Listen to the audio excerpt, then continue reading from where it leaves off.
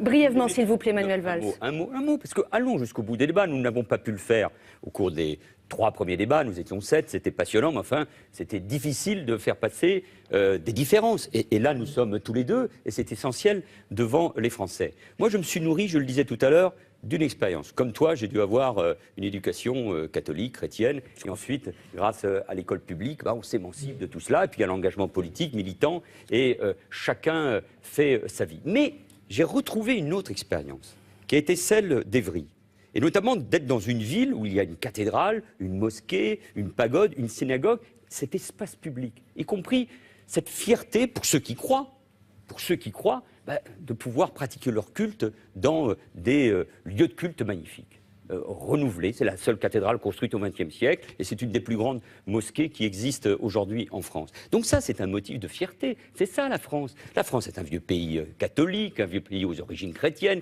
Il y a eu les guerres de religion. C'est le pays de la plus vieille communauté juive d'Europe. L'islam y est la deuxième religion. C'est un motif de fierté. Nous devons montrer au monde entier que l'islam est compatible avec l'égalité femmes-hommes, la laïcité, la démocratie. Que souhaitez-vous lui répondre ? C'est formidable. Mais il ne faut aucune ambiguïté. Sur l'université, bien évidemment, je connais la Constitution. Et je sais qu'aujourd'hui, on ne peut pas appliquer la même règle qui existe à l'école. Mais il faut mener ce combat contre toutes les tentatives. Elles existent de la part d'un certain nombre d'associations. Par exemple, vous avez une association qui s'appelle le CICF, le comité qui lutte soi-disant contre l'islamophobie, qui explique que dans notre pays, les musulmans sont pourchassés, qu'il y a une religion d'État qui voudrait s'en prendre aux musulmans. Or, il ne peut pas y avoir le moindre compromis, la moindre compromission. Est-ce que vous sous-entendez que Benoît Hamon a une forme de compromis avec le CICF disant cela? Si vous l'amenez dans le débat maintenant. L'un de ses porte-parole, Alexis Bachelet, organise une réunion avec le CICF contre l'idée même de la prolongation de l'état d'urgence, contre l'idée même de l'état d'urgence,